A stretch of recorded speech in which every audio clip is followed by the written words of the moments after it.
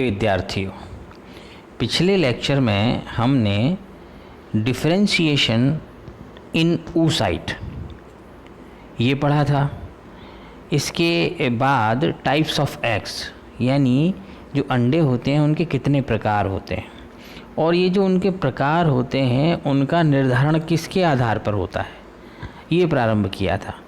तो उसमें जैसे मैंने आपको बताया था कि सबसे पहले अंडे के प्रकार का निर्धारण on the basis of amount of York, यानी अंडे के अंदर कितनी मात्रा में योग उपस्थित है, पीतक उपस्थित है, उसके आधार पर अंडे जो हैं वो 3 प्रकार के बताए गए, माइक्रोलेसिथल, मीज़ोलेसिथल और मैक्रोलेसिथल। ठीक है, जिसमें हिंदी में अगर कहना चाहें तो सूक्ष्म पीतकी, मध्य पीतकी और अति पीतकी। ये 3 प्रकार के अंडे पीतक की मात्रा यानी योग की मात्रा के आधार पर होते हैं।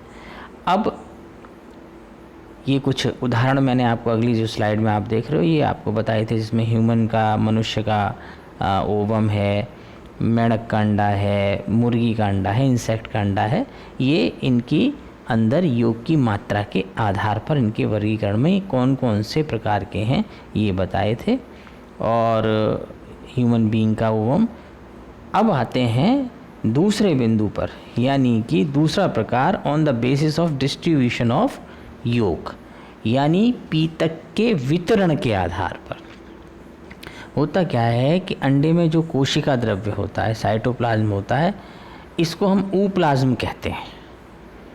ऊप्लाज्म या ड्यूटोप्लाज्म भी कहा जाता है, या हिंदी में कहेंगे तो डिंब द्रव्य भी कह सकते हैं। ठीक है, तो ये जो डिंब द्रव्य है अंडे के अंदर जो पाया जाता है, इसके अंदर जो पीतक उपस्थित है वो पीतक किस प्रकार से वितरित है इस संपूर्ण अंडे के अंदर, उसके आधार पर इन अंडों को 2 वर्गों में विभाजित किया जाता है। पहला होता है होमोलेसिथल, इसे आइसोलेसिथल भी बोलते हैं, हिंदी में कहेंगे समपीतकी अंडे। समपीतकी अंडे, इसमें क्या होता है, जिन अंडों के जो डिंब द्रव्य में पीतक समान रूप से वितरित होता है, यानी पूरे अंडे में योग जो है समान रूप से वितरित होता है, उसको समपीतकी अंडे कहते हैं उनको, होमोलेसिथल एग्स। जैसे फॉर एग्जांपल जितने भी सूक्ष्म पीतकी अंडे हैं, माइक्रोलेसिथल एग्स हैं, वो सभी के सभी होमोलेसिथल एग्स भी होते हैं। इन सब के अंदर योग का जो वितरण होता है वो समान प्रकार से, समान रूप से पूरे अंडे के अंदर होता है। इसी प्रकार ये जो दूसरा प्रकार है इसका, वो है हेटेरोलेसिथल, या फिर इसको एनिसोलेसिथल भी बोलते हैं, विषम पीतकी। विषम पीतकी अंडे, जिन अंडों में डिंब द्रव्य में पीतक का वितरण असमान होता है, समान नहीं होता। ठीक है, विषम पीतकी अंडे कहलाते हैं सभी। यानी पूरे के पूरे अंडे में यदि आप देखोगे तो उसके अंदर ये योग की मात्रा कहीं ज़्यादा दिखेगी, कहीं कम दिखेगी, उसका डिस्ट्रीब्यूशन, वितरण समान नहीं होता, इसलिए ये अंडे कहलाते हैं हेटेरोलेसिथल एग्स। अब ये हेटेरोलेसिथल जो एग्स होते हैं ये भी 3 प्रकार के होते हैं, टीलोलेसिथल एग्स, डिस्कॉइडल और सेंट्रोलेसिथल एग्स। यानी टीलोलेसिथल एग्स ये क्या हैं, इन्हें हिंदी में कहते हैं ध्रुव पीतकी या गोलार्ध पीतकी अंडे। ऐसे अंडे जिनमें अधिकांश पीतक अंडे के ध्रुव पर एकत्रित हो जाता है, पोल्स पर एकत्रित हो जाता है, वो ध्रुव पीतकी या गोलार्ध पीतकी अंडे कहलाते हैं। इंग्लिश में टीलोलेसिथल एग्स कहलाते हैं। और जितने भी मीज़ोलेसिथल एग्स हैं वो सभी गोलार्ध पीतकी अंडे होते हैं, टीलोलेसिथल एग्स होते हैं। यानी मध्य पीतकी अंडे जितने भी होते हैं, मध्य पीतकी अंडे के साथ साथ वो टीलोलेसिथल एग भी कहलाते हैं, क्योंकि उनमें योग जो होता है वो उनके ध्रुव पर, पोल्स पर एकत्रित हो जाता है, समान रूप से अंडे के अंदर वितरित नहीं होता। इसी प्रकार से इसका जो दूसरा प्रकार है वो है डिस्कॉइडल एग। डिस्कॉइडल को हिंदी में बोलते हैं चक्रिकाभ। चक्रिकाभ इस प्रकार के जो अंडे होते हैं उनमें पीतक की मात्रा अधिक होती है, अधिक मात्रा में पीतक पाया जाता है डिस्कॉइडल एग्स में। और जो कोशिका द्रव्य होता है वो अल्प मात्रा में और एक छोटी सी डिस्क के रूप में, एक तश्तरी के रूप में जंतु ध्रुव पर स्थित हो जाता है। इसको अपन एक जर्मिनल डिस्क, जनन बिंब भी कहते हैं। यहाँ ये चीज़ आपको स्पष्ट हो जाएगी कि भाई सामान्य रूप से हम देखते हैं कि कोशिका द्रव्य शब्द इसका इस्तेमाल हम अंडे में अंदर पाए जाने वाले द्रव के रूप में कर लेते हैं, लेकिन ये ठीक नहीं है। कोशिका द्रव्य अलग है और उसके अंदर पाया जाने वाला पीतक अन्य पदार्थ है। तो कोशिका द्रव्य के अंदर, इसको यहाँ हम कोशिका द्रव्य की जगह डिंब द्रव्य बोल रहे हैं, ऊप्लाज्म कह रहे हैं, अंडे के अंदर पाए जाने वाला द्रव्य। तो ये जो ऊप्लाज्म है, इस ऊप्लाज्म के अंदर जो योग है वो योग इतनी अधिक मात्रा में है कि कोशिका द्रव्य जो है, जो ऊप्लाज्म है, वो थोड़ी सी मात्रा में रह जाता है और वो एक छोटी सी तश्तरी के रूप में, डिस्क के रूप में एक पोल पर, उसका जो एनिमल पोल होता है उस पर जाकर स्थित हो जाता है। तो इसलिए एक डिस्क जैसी बन गई, इसीलिए इसको डिस्कॉइडल एग कहा जाता है, चक्रिकाभ अंडा कहा जाता है। और इसके एग्जाम्पल के रूप में जितने भी मेगालेसिथल एग्स होते हैं, जिनमें बहुत अधिक मात्रा होती है उसकी योग की, वो सभी अंडे जो होते हैं मेगालेसिथल एग्स, वो डिस्कॉइडल एग्स भी कहलाते हैं। जो तीसरा प्रकार है इसका, वो है सेंट्रोलेसिथल एग्स, केंद्र पीतकी अंडे।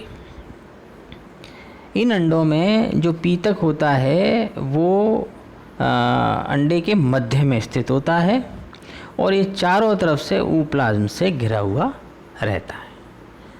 ये चारों ओर इसके डिंब द्रव्य पाया जाता है और बीच में पीतक उपस्थित होता है। जैसे कि फॉर एग्ज़ाम्पल इंसेक्ट्स के जो एग्स हैं, मकड़ी के अंडे हैं, इनको आप देखोगे तो इनके चारों तरफ डिंब द्रव्य पाया जाता है और बीच में पीतक, मध्य में पीतक स्थित होता है। तो ये जो कई प्रकार के अंडे जो आपको मैंने बताए, इनका आधार क्या था? इनका आधार था वितरण ऑफ पीतक, यानी पीतक का वितरण, योग का डिस्ट्रीब्यूशन जो है, उसके आधार पर इन अंडों को हमने नाम दिया है।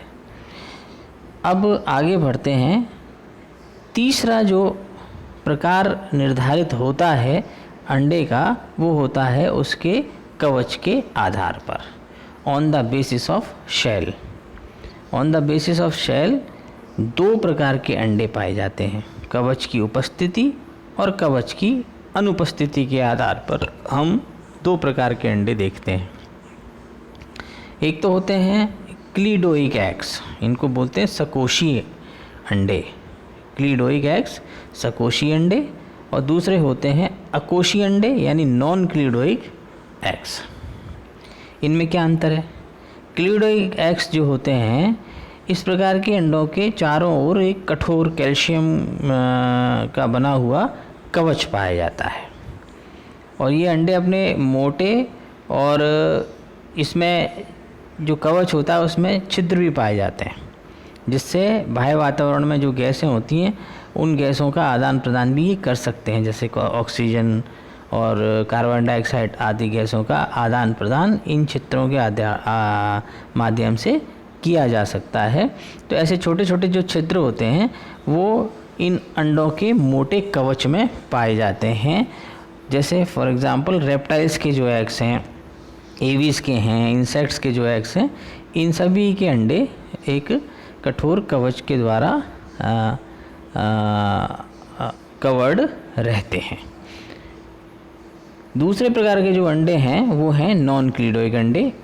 इन अंडों में कवच नहीं पाया जाता और ये अंडे मुख्य रूप से जलीय माध्यम या फिर मादा के गर्भाशय में इनका परिवर्धन, डेवलपमेंट होता है, क्योंकि इनको जो वातावरण है ना, वो वातावरण जिस प्रकार का चाहिए वो वातावरण फिर या तो जलीय माध्यम में एग लेइंग की गई हो प्राणी के द्वारा, अथवा गर्भाशय में इनका डेवलपमेंट हो रहा हो, उसमें ही ये अकोशी यानी बिना कवच वाले जो अंडे होते हैं वो पाए जाते हैं। इनको नॉन क्लिडोइक एग्स कहते हैं। और जितने भी अधिकांश ऐसे प्राणी जो जल में अंडे देते हैं वो इसके अंतर्गत आते हैं, और स्तनधारी प्राणी जितने भी हैं, मैमल्स जितने भी, वो भी इसी के अंतर्गत आते हैं। यानी मैमेलियन एग जो है वो मैमेलियन एग नॉन क्लिडोइक यानी वो माइक्रोलेसिथल तो है ही है, इसके अलावा वो नॉन क्लिडोइक एग भी कहलाता है। तो ये जो प्रकार डिसाइड हुए, निर्धारित हुए अंडे के, ये on the basis of shell कवच की उपस्थिति या अनुपस्थिति के आधार पर निर्धारित हुए। अब जो चौथा प्रकार है वो अंडे जो तय होते हैं मोज़ाइक एग्स और रेगुलेटिव एग्स, ये परिवर्तन के आधार पर तय होते हैं, on the basis of development के आधार पर तय होते हैं। यानी परिवर्तन के आधार पर यदि देखें तो इन अंडों को भी दो वर्गों में विभक्त हम कर सकते हैं। मोज़ाइक एग्स बोलते हैं, मोज़ाइक एग्स को हिंदी में किरमोर अंडे भी कहते हैं, और दूसरे होते हैं रेगुलेटिव एग्स, इनको नियमनकारी अंडे भी कहा जाता है। अब ये क्या है मोज़ाइक एग्स? मोज़ाइक एग्स ऐसे अंडे जिनमें भ्रूण के किस अंग का निर्माण अंडे के किस भाग से होगा, यह निषेचन से पहले ही या उसके तुरंत बाद तय हो जाता है। किरमोर या मोज़ाइक अंडे इस प्रकार के अंडे होते हैं जिनमें विकसित होने वाले भ्रूण के अंग का निर्माण, किस अंग का निर्माण अंडे के किस भाग से होगा, ये पहले ही तय हो जाता है। जैसे एग्जाम्पल के लिए नीमेटोड्स हैं, उनके जो अंडे हैं, एनेलिड्स हैं उनके अंडे हैं, आर्थ्रोपोडा संघ के प्राणियों के अंडे हैं, इसी प्रकार मोलस्का संघ के प्राणियों के अंडे, अधिकांशतः इन संघों के प्राणियों के अंडे मोज़ाइक अंडे कहलाते हैं। इसमें पहले से ही विकसित होने वाले भ्रूण के अंगों का निर्माण अंडे के किस भाग से होगा ये तय हो जाता है। दूसरे प्रकार के अंडे होते हैं नियमनकारी अंडे, रेगुलेटिव एग्स। इस प्रकार के अंडों में भ्रूण के किसी भी अंग का निर्माण अंडे के किसी भी भाग से हो सकता है, इसमें तय नहीं होता पहले से, इसमें डिसाइडेड पहले से नहीं होता।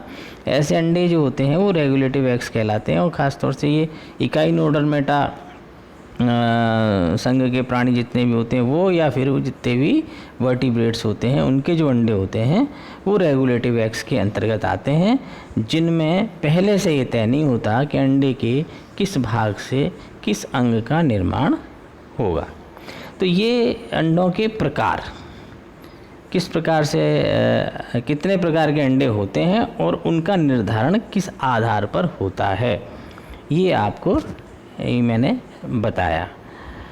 अब आते हैं फॉर्मेशन ऑफ एग मेम्ब्रेन्स पर, यानी अंड झिल्लियों का जो निर्माण होता है वो कैसे। अंडे जो होते हैं उनमें सबसे बाहर, जैसे आपने कवच युक्त अंडों में तो कवच पाया जाता है, कवच के अंदर भी झिल्ली का उपस्थित होती है। ऐसे ही बिना कवच के अंडे के बाहर भी कई प्रकार के आवरण पाए जाते हैं। तो उनका निर्माण किस प्रकार से होता है, कितने प्रकार के झिल्ली के आधार पर अंडे होते हैं, या झिल्लियों के नामकरण किस आधार पर किए गए हैं, कितने प्रकार की झिल्लियाँ, या इनको हम आवरण भी कह सकते हैं, अंडावरण भी कह सकते हैं, एग एनवलप भी कह सकते हैं, ये कितने प्रकार की होती हैं, कैसे इनका निर्माण होता है, इसको आप समझिए। तो जैसे साधारण जंतु कोशिका के जो होती है उसमें सबसे बाहर प्लाज्मा मेम्ब्रेन पाई जाती है, और इसमें प्लांट्स के अंदर सेल वॉल भी पाई जाती है।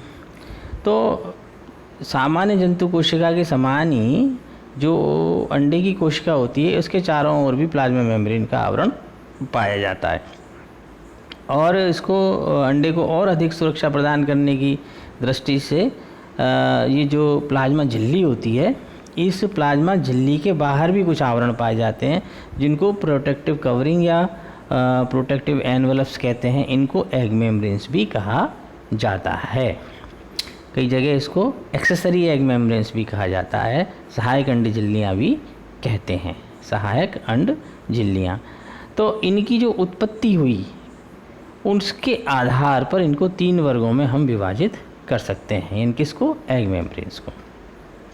यानी इसको एक बार और मैं आपको बताने की कोशिश करूं तो जो अंडा होता है उसके बाहर प्लाज्मा मेम्ब्रेन पाई जाती है, लेकिन प्लाज्मा मेम्ब्रेन के बाहर भी कई प्रकार के आवरण इसमें निर्मित होते हैं। उसको सुरक्षा प्रदान करने के लिए उनको हम कहते हैं एग मेम्ब्रेन्स। ठीक है, अब ये एग मेम्ब्रेन्स की उत्पत्ति किस आधार पर हुई है, उसके आधार पर, उत्पत्ति के आधार पर इनको 3 भागों में हम विभक्त करते हैं। पहला भाग है प्राइमरी एग मेम्ब्रेन्स, प्राथमिक अंड झिल्लियाँ। इनका निर्माण जो होता है वो अंडाणु और पुटक कोशिकाओं के मध्य, फॉलिकुलर सेल्स जो होती हैं उनके मध्य अंडाणु एवं अंडाशय के द्वारा किया जाता है। ठीक है, जो ओवरी है उसके द्वारा और अंडाणु के स्वयं के द्वारा जो पुटक कोशिकाओं के और अंडाणु के मध्य में इसका निर्माण किया जाता है प्राइमरी एग मेम्ब्रेन्स का। शुरुआत में ये म्यूकोपॉलीसैकेराइड्स की बनी होती हैं, लेकिन बाद में इनमें फाइब्रस प्रोटीन भी जमा हो जाते हैं।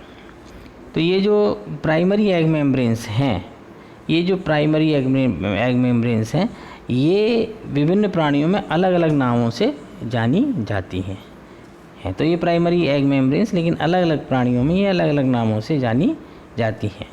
जैसे पहली है वाइटेलाइन मेम्ब्रेन, इसको हिंदी में बोलते हैं पीतक झिल्ली। ये झिल्ली मोलस्का संघ के प्राणी जो हैं उनके अंडों में पाई जाती है। काइनोडर्मेटा, इंसेक्टा, एम्फीबिया, एविज आदि जो क्लासेस हैं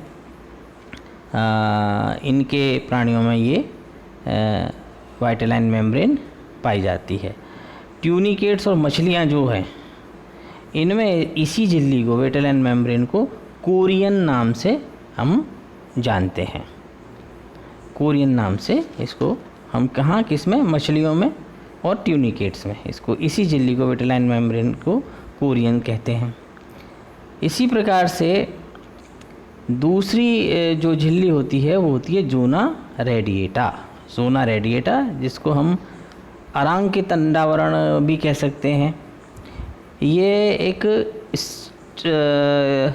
स्ट्राइटेड संरचना वाला आवरण होता है, यानी रेखित प्रकार की जो संरचना होती है उस प्रकार का एक ये अंडावरण होता है।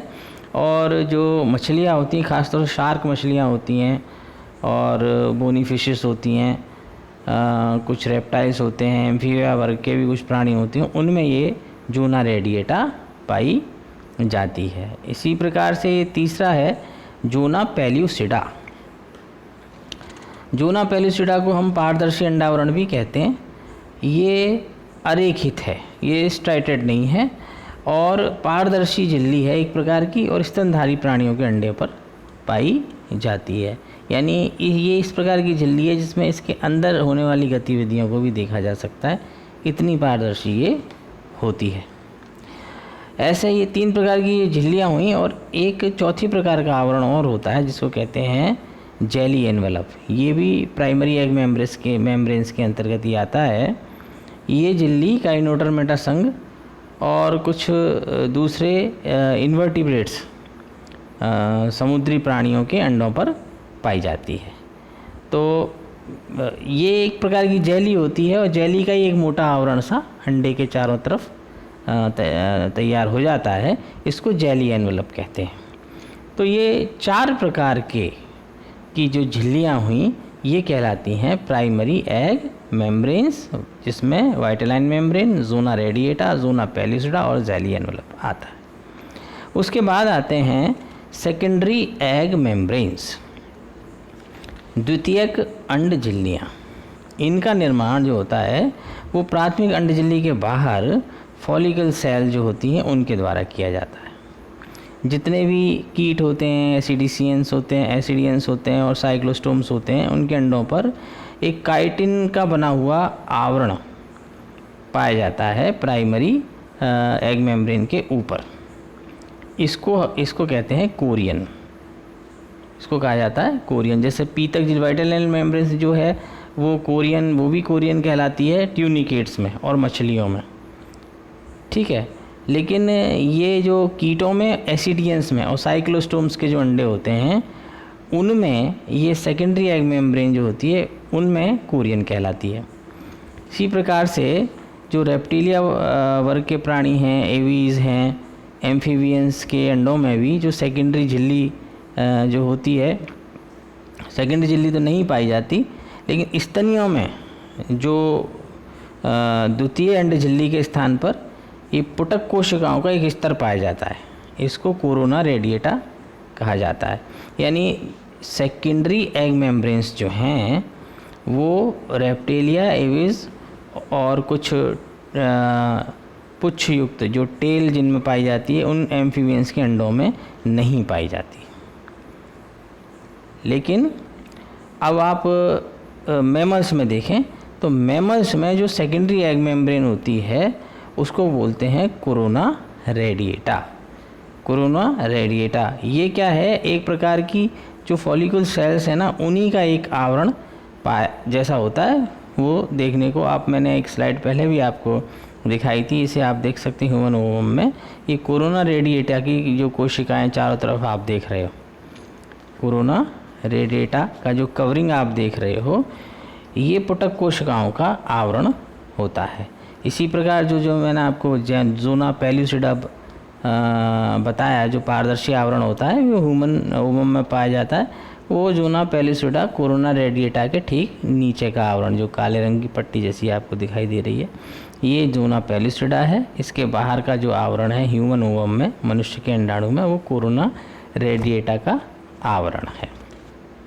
तो ये जो जोना पेल्यूसिडा है, ये जोना पेल्यूसिडा जो आपको काली सी पट्टी दिख रही है ये तो हो गई प्राइमरी एग मेम्ब्रेन, और कोरोना रेडिएटा का जो आवरण दिखाई दे रहा है ये हो गई सेकेंडरी एग मेम्ब्रेन।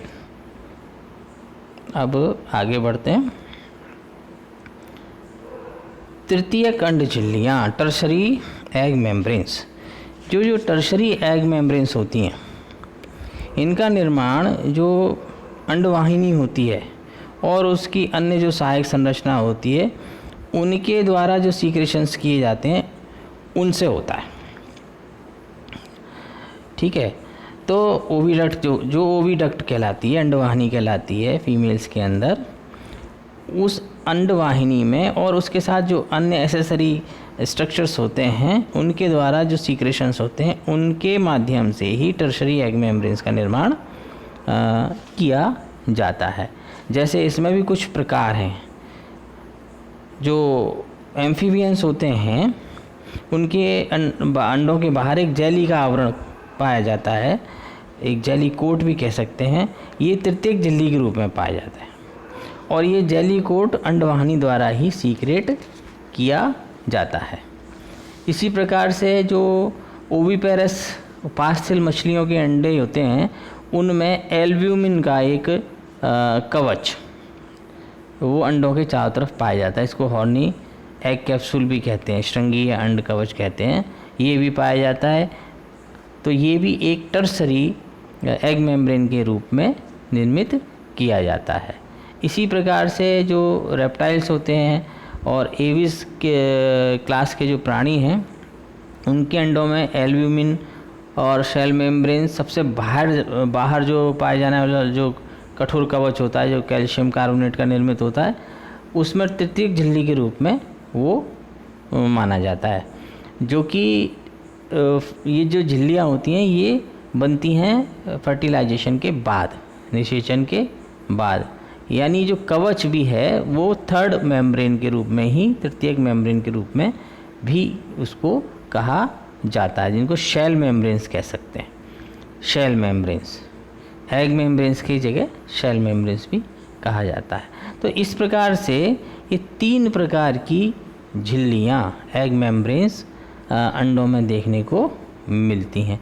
अब ये जो झिल्लियाँ होती हैं इनका सिग्निफिकेंस क्या है, इनका महत्व क्या है, वो अगर जानें तो मैंने पहले भी जैसे आपको बताया था कि एक तो ये सुरक्षा प्रदान करने का काम करती हैं। जितने भी अंडे देने वाले प्राणी हैं इनमें ये झिल्लियाँ भ्रूण को सभी प्रकार से सुरक्षा प्रदान करने का काम करती हैं।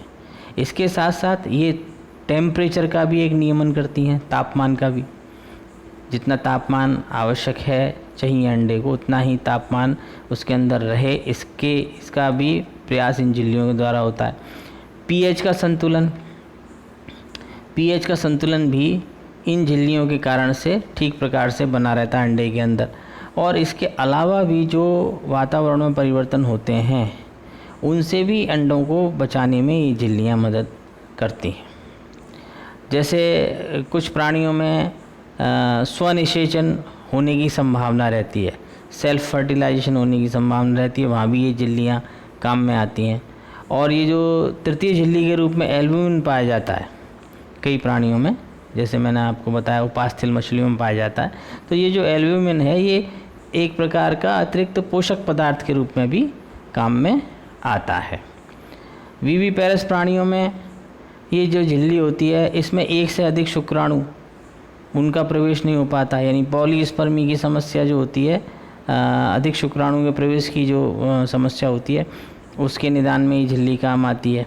ऐसे अंडे आपस में मिल ना जाएं, चिपक ना जाएं, क्लीवेज की जो प्रक्रिया अंडों में होती है, विदलन की जो प्रक्रिया होती है वो सुचारू रूप से हो जाए, इन सब में भी इन अंड झिल्लियों का बहुत अधिक महत्व होता है, महत्वपूर्ण योगदान होता है, सिग्निफिकेंस होता है। तो ये हुए टाइप्स ऑफ एग्स और उनके अंदर बनने वाली झिल्लियों के प्रकार। अब अगला चैप्टर आपको अगले लेक्चर में शुरू करेंगे। Thank you.